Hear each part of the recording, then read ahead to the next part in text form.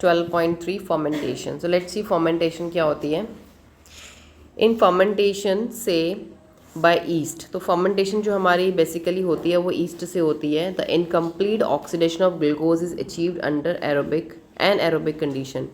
तो फर्मेंटेशन में हमारा देखिए क्या होता है, ये फर्मेंटेशन होती है ईस्ट से। अब बात आती है ईस्ट क्या है। ईस्ट एक यूनिसेलुलर फंगस है, एक फंगस है। ये कैसी फंगस है, इस फंगस का जो सेल का डिज़ाइन है वो यूकैरियोटिक फंगस है, एक सेल वाली और यूकैरियोटिक फंगस। तो east is a unicellular eukaryotic fungus.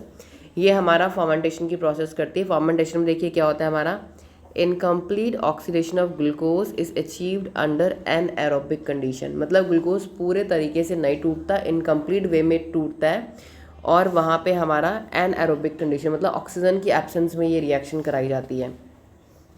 Bye sets of reaction where pyruvic acid is converted to CO2 and ethanol। तो ये वो रिएक्शन है जो हमारा ग्लाइकोलाइसिस में पायरुविक एसिड बन रहा है। अगर उस पायरुविक एसिड को ऑक्सीजन नहीं मिलती है तो वो करता है फर्मेंटेशन। मतलब वहाँ पे वो पायरुविक एसिड जो होता है वो इनकम्प्लीटली ऑक्सीडेशन करता है अपना, क्योंकि ऑक्सीजन नहीं है, और वो वहाँ पे क्या बनाता है, carbon dioxide plus alcohol, it means ethanol. जो एल्कोहल बनाने की हमारी प्रोसेस होती है वो इस प्रोसेस से ही बनती है। तो CO2 एंड इथेनॉल हमारे दो प्रोडक्ट्स हो गए एन एरोबिक कंडीशन में। The enzymes pyruvic acid, D carboxylase and alcohol dehydrogenase catalyse these reaction. तो इस रिएक्शन को कैटेलाइज कराने के लिए हमारे पास कुछ एंजाइम की ज़रूरत होती है। पहला एंजाइम हमारा है पायरुविक एसिड डी कार्बोक्सिलेज, एज मतलब एंजाइम। दूसरा एंजाइम हमारा अल्कोहल डीहाइड्रोजिनेज।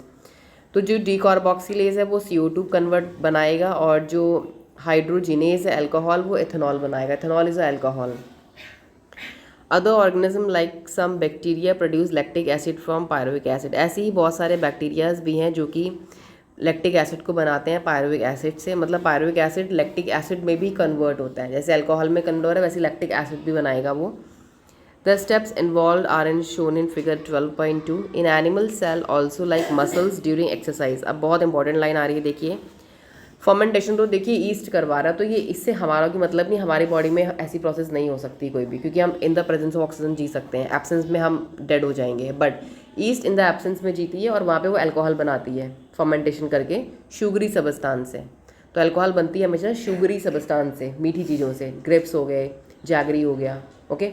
अब देखिए हमारी बॉडी में क्या होता है, जब हम बहुत ज़्यादा एक्सरसाइज कर लेते हैं during exercise, when oxygen is adequate for cellular respiration, जब हमारे ऑक्सीजन की कमी हो जाती है मसल्स में, जब हम बहुत हार्ड एंड फास्ट एक्सरसाइज कर लेते हैं या हमारी हैबिट नहीं है, तो आपने देखा होगा कि हमारे जो मसल्स होती हैं या लेग्स होगी, आपकी थाइज होगी, आर्म्स होगी, बहुत ज़्यादा पेन होती है और थोड़ा टाइट हो जाता है वहाँ पे, स्टिफनेस। मतलब वहाँ पे हमारा lactic acid accumulation, lactic acid deposit हो जाता है, विच कॉजेज क्रैम्प्स, उसे हम बोलते हैं क्रैम्प्स। तो वो फील करते हैं, पेन फील होता है आपको थोड़े दिन तक। फॉर एग्जाम्पल आप सिटअप्स कर लीजिए आज 150 ही कर लीजिए, tomorrow you will be not able to get from your bed, आप उठ ही नहीं पाएंगे। You will say my legs are paining, my arms are paining, because आपको क्रैम्प्स हो गए। क्लियर हो गया। तो देखिए इस क्रैम्प्स में क्या होता है कि जब आपके वहाँ पे पायरुविक एसिड को ऑक्सीजन की कमी मिलती है, तो क्या होता है वहाँ पे pyruvic acid gets converted into lactic acid. तो वहाँ पे आपकी बॉडी में वो लैक्टिक एसिड बना लेता है। Pyruvic acid is reduce to lactic acid by lactate dehydrogenase enzyme. आपकी वहाँ मसल्स में, तो जो लैक्टेट डीहाइड्रोजिनेज क्या कर देता है, पायरुविक एसिड को लैक्टिक एसिड में कन्वर्ट कर देता है। The reducing agent is NADH which is reoxidise to Na। यहाँ पे देखिए आप रिएक्शन में फिगर में भी देख सकते हैं, यहाँ पे हमारा NADH जो है वो रीऑक्सीडाइज्ड हो रहा है NAD पॉजिटिव में, मतलब कि यहाँ पे एनर्जी यूज्ड हो रही है इस रिएक्शन में। Okay, now see in the next para, I'll explain you figure at the last. In both lactic acid and alcohol fermentation, देखिए जब हम लैक्टिक एसिड बनाते हैं प्रोसेस से या हम अल्कोहल फर्मेंटेशन करते हैं, energies not much energies release. तो ऐसी रिएक्शन में ज़्यादा एनर्जी नहीं बनती है। Less than 7% of energy in glucose is release and not all of it is trapped as high energy bond. तो लेस देन 7%, देखिए less than 7% of energy in glucose is release. Glucose में 7% से भी कम energy release होती है और सारी energy trap भी नहीं हो पाती है।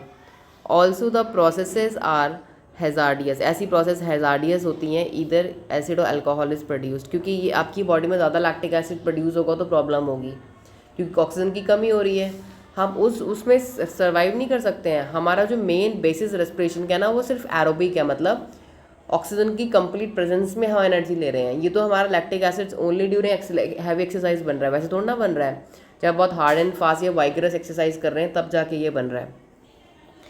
What is the net ATP that is synthesized? Calculate how many ATP are synthesized. तो हम ये पढ़ेंगे कि यहाँ पे टोटल ATPs हमारे कितने बनते हैं एज कम्पेयर टू ग्लाइकोलिसिस, जहाँ पे कंप्लीट ऑक्सीडेशन हो रहा था ग्लूकोज का और यहाँ पे इनकम्प्लीट हो रहा है।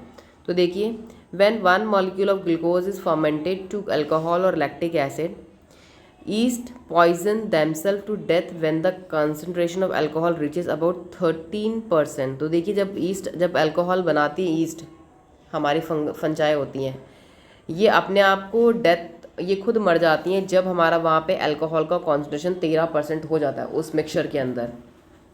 अगर 13% वहाँ अल्कोहल का कॉन्सेंट्रेशन हो जाता है तो ये पॉइजन कर लेती हैं, ये खुद इनके लिए वो जहर हो जाता है और ये मर जाती है वहाँ पे। What then would be the maximum concentration of alcohol in beverages that are naturally fermented. तो देखिए, जो अल्कोहल्स हमारी नेचुरली फर्मेंटेड होती है तो उनमें हमारा अल्कोहल का कॉन्सेंट्रेशन क्या होगा। How do you think alcoholic beverages of alcohol content greater than this concentration are obtained? तो कैसे ईस्ट से बन रही है अल्कोहल, वो ईस्ट 13% से ऊपर नहीं होने दे रही, फिर वो मर जा रही, तो कैसे हमारे ड्रिंक्स में बिवरेजेस में अल्कोहल का कॉन्सेंट्रेशन कैसे बढ़ाया जाता है। ये तो 13 से ऊपर नहीं होने दे रही है, मर जा रही है, जब ये मरेंगे तो कैसे अल्कोहल बनेगी, तो वो प्रोसेस कैसे कराई जाती है। See now next para. What then is the process by which organism can carry out complete oxidation of glucose? तो ऐसी कौन सी प्रोसेस है जिससे ऑर्गेनिजम्स जो कर सकते हैं कंप्लीट ऑक्सीडेशन कर सकते हैं ग्लूकोज का and extract the energy stored to synthesize large amount number of ATP molecules needed for cellular respiration. In eukaryotes, these steps take place within the mitochondria and this require O2. तो हमारी body में glucose को completely oxidise करने के लिए eukaryotes की अगर बात करें हम, तो वहाँ पे ये सारी प्रोसेस हमारी माइटोकॉन्ड्रिया के अंदर होती है और इस प्रोसेस को ऑक्सीजन की रिक्वायरमेंट होती है, बिना ऑक्सीजन की रिक्वायरमेंट के नहीं हो सकती। Now see what is aerobic respiration. Aerobic respiration is the process that leads to a complete oxidation of organic substances in the presence of oxygen. तो एरोबिक रेस्पिरेशन में क्या होता है कि ऑर्गेनिक सबस्टांसेस का कंप्लीट ऑक्सीडेशन होता है oxygen की प्रेजेंस में और वहाँ से हमारी रिलीज होती है CO2, water and large amount of energy. जो हम रेस्पिरेशन की कंप्लीट रिएक्शन लिखते हैं ना, glucose plus oxygen and goes to CO2 plus water plus energy, तो वो CO2 वाटर और एनर्जी जो हमारी प्रोड्यूस हो रही है वो by complete oxidation of glucose से प्रोड्यूस होती है। मतलब पहले ग्लूकोज टूटेगा ग्लाइकोलिसिस से पायरुविक एसिड में, फिर पायरुविक एसिड टूटेगा एनर्जी में, CO2 में, वाटर में, तो वो एक और साइकिल में एंटर करेगा, वो क्रैप साइकिल होगी हमारी। This type of respiration is most common in higher organism.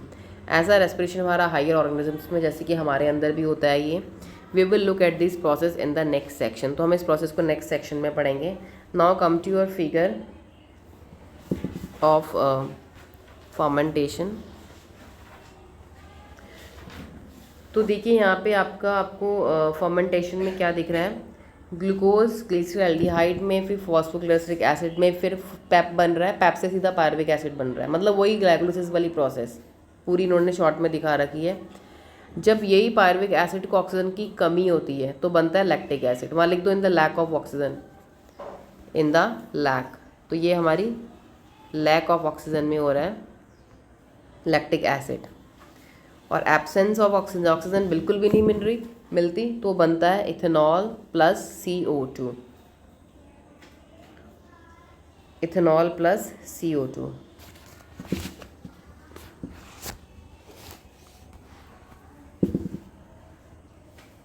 तो यहाँ पे हमारा जो रिड्यूसिंग एजेंट है वो NADH is a reducing agent, you can write over there, और it is reoxidised, it is reoxidised to NAD positive. इसको पढ़ने का तरीका ये होता है कि NADH is a reducing agent और ये रीऑक्सीडाइज्ड हो रहा है NAD पॉजिटिव में।